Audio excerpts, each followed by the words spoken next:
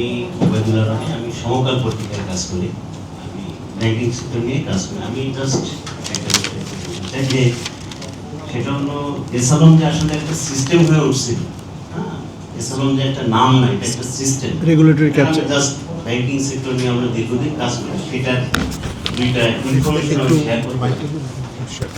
সেটা হলো 2017 সালে যখন এই ব্যাংকটা দখল হয়ে যায়, তারপরে আরাস্তু খান সাহেব প্রেস ব্রিফিং করলেন এবং ওইখানে আমি একটি কোশ্চেন করেছিলাম যে আরমাদা স্পিনিং, ঠিক আছে, এইটা যে এটার ব্যালেন্স সাইজটা যদি একটু বলেন। ইভেন আমি একটা কথা বলি যে যখন ওনারা এই আরমাদা স্পিনিং ধরেন নিবন্ধিত হয়েছিল হয়তো 237 তেজগাঁও শিল্প অঞ্চল এরকম নাম দিয়ে, কিন্তু তেজগাঁও শিল্প অঞ্চল হয়তো শেষ হয়ে গেছে 232-এ বা 227-এ। এই ইনফরমেশনটা আমি মানে করলাম যে আমি এটা একটা নিজস্ব কাজ করেছিলাম, সেই ভিত্তিতে আমি জানি। আরেকটা হলো 2022 সালে যখন হিউজ ক্রাইসিস চলছিল এবং বাংলাদেশ ব্যাংক তার ভল্ট খুলে টাকা দিল 37-38 হাজার কোটি টাকা। ওই সময় আমরা 3-4টা কাগজে একটা নিউজ করেছিলাম। এটা হলো বাংলাদেশ ব্যাংকের একটা চিঠির ভিত্তিতে নিউজটা করা হয়েছিল যে আর নতুন করে টাকা দিবে না, এরকম একটা চিঠি দিয়েছিল বাংলাদেশ ব্যাংকের একটা ডিপার্টমেন্ট। তো পরে এস আলমের পক্ষ থেকে আমাদেরকে ফোন করা হলো যে কালকে এইটা ঠিক না এবং কালকে একটা প্রেস ব্রিফিং করবে বাংলাদেশ ব্যাংক। তো এস আলমের একজন লোক আমাদেরকে ধরুন ফোন করেছে, তো আমরা আমাদের একটা রিপোর্টারদের মেসেঞ্জার গ্রুপ আছে, ওইখানে আমরা শেয়ার করলাম, বলতেছে না বাংলাদেশ ব্যাংক তো এরকম কিছু বলে নাই।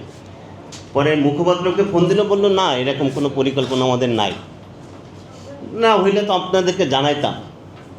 ধরেন ঠিক উনি বলার 3-4 ঘন্টা পরে রাতে আমরা একটা মেসেজ পেলাম যে হ্যাঁ বাংলাদেশ ব্যাংক কালকে একটা প্রেস ব্রিফিং করবে। সো আমরা কে চালাইছে এটা আসলে সবাই জানে, এবং এটাই সবচেয়ে আমাদের দুঃখজনক বিষয় হলো যে তৌফিক স্যার যেটা বারবার বলে থাকেন যে সবচেয়ে বেশি সমস্যা হলো সেন্ট্রাল ব্যাংকের, সেইখানে কোনো ধরনের কোনো সংস্কার এখনও আসে নাই। তো আপনি সরকার চেঞ্জ হোক, ইউনূস সাহেব আসুক, তারেক রহমান আসুক, যত সরকারই আসুক, মূল জায়গায় যদি আপনি হাত না দেন, এবং এই যে যত চাকরি বাকরি দেওয়া হয়েছে সেন্ট্রাল ব্যাংকের, আমার মিনিমাম আমি যতটুকু জানি মিনিমাম 30-40% হলো সরাসরি সেন্ট্রাল ব্যাংকের রিকোয়েস্টের চাকরি। তো তারা তো ইনভলভ এটার সঙ্গে, তাদের বিরুদ্ধে আপনি সেখানে কোনো সংস্কার না এনে ব্যাংকিং সেক্টরে কি সংস্কার আসলে আপনার বা আমরা প্রত্যাশা করি। সো এটাই বলার বিষয় ছিল। এটা আসলে মুস্তাক ভাই বললো যে পুরো সিস্টেমের মধ্যেই তো আসলে আমরা আসিফ একটু লাস্ট বলবেন, তৌফিক ভাই আপনি কিছু লাস্ট বলবেন নাকি? আচ্ছা জাস্ট আসিফ আর তারপর তৌফিক ভাই বলে আমরা শেষ করে দিচ্ছি। আমি জাস্ট একটা ছোট ক্ল্যারিফিকেশন দিতে যাচ্ছিলাম যে ফান্ডামেন্টালি যারা ব্যাংক লুটপাট করেছে তারা মালিকানায় আসা এটা একেবারেই কোনোভাবে অ্যাকসেপ্টেবল না। ইনফ্যাক্ট আমরা যদি মুশতাক সাহেবের যে থটটা ছিলেন যে শুধু মালিকানা তো খুবই ছোট ব্যাপার, বেসিক্যালি এনাদের পার্সোনাল অ্যাসেটস এবং এটা ডেফিনেটলি গ্লোবাল প্রেসিডেন্সও আছে। হ্যাঁ, আমার কমেন্ট যেটা ছিল যে আমি কেন ভাবছি যে এরা আসবে না, যদিও একটা প্রশ্ন উঠতে পারে যে তাহলে এই চেঞ্জগুলো আসলেই বা কেন, মানে এটা অ্যাড করা হলো, এটার আনসার আমার নাই। কিন্তু কমেন্ট হচ্ছে যে 18 পয়ের যে 1 খ আছে সেখানে কয়েকটা ওয়ার্ড অ্যাড করা আছে যে বিদ্যমান মূলধন ঘাটতি পূরণের মাধ্যমে। বাংলাদেশ ব্যাংক যদি এইটাকে কোনো এক্সাম্পশন না দেয়, তার মানে আপনার পুরো যে ব্যালেন্স শিটের গ্যাপটা আছে, যেটা আপনার হাজার কোটি টাকার কথা বলছি, সেটাকে কিন্তু আপনার ফুলফিল করে তারপর মালিকানা আসতে হবে।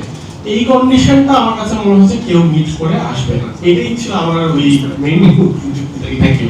কন্ডিশন না তো, এরকম একটা অঙ্গীকার নামা দিবে। অঙ্গীকার এটা কিন্তু প্রি কন্ডিশন না। আমি তো খুশি হতাম এটা প্রি কন্ডিশন হলে, যে তুমি আমার, তাই না? যেমন আমি একটা মেয়ের বাবা হিসেবে বলতে পারি, আমার মেয়ের যদি কেউ মানে খালি কথা তো কোনো দাম না, আমার কন্যাকে যদি কেউ ভালো রাখে, আমার কন্যা যদি মনে করেন লোনলি, এখন তাকে আপনি যদি বলেন যে স্যার মানে আমি তাকে পছন্দ করি, আমি তার মানে আমি তো বিশ্বাস করতে চাবো। আমাদের কন্যার মতোই কিন্তু ব্যাংকিং সেক্টর আমাদের কাছে এতটাই মানে কী বলে সংরক্ষণ ডিজার্ভ করে। আপনার অত্যন্ত ভালনারেবল তো, তাই না, সেন্সিটিভ এবং আমাদের প্রিয় একটা জায়গা। আমানত কেন বলে?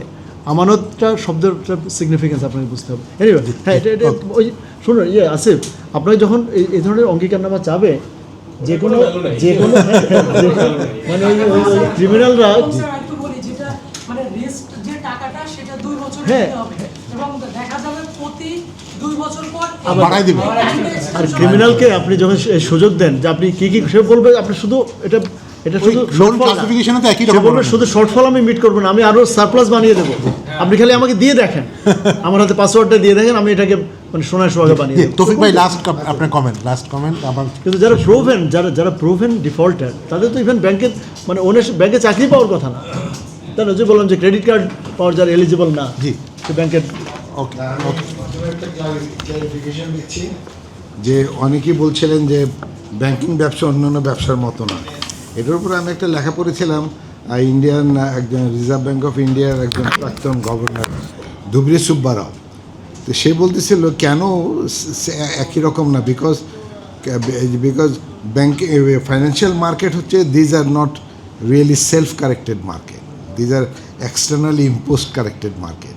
সেই জন্য এগুলো একই রকম না এবং একই রকম ট্রিটেড করা যায় না। ওই ভদ্রলোক এখন সিঙ্গাপুরে ইউনিভার্সিটির টিচার, ওর লেখাটা এগুলো রিয়েলি খুব ভালো।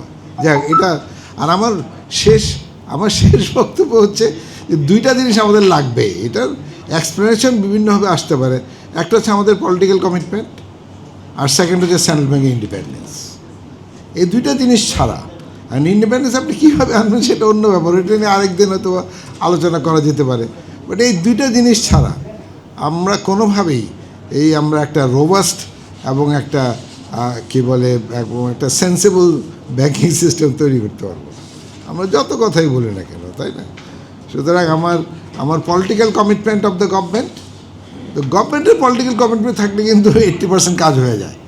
If government once I want to change it, definitely government পারে, ওকে।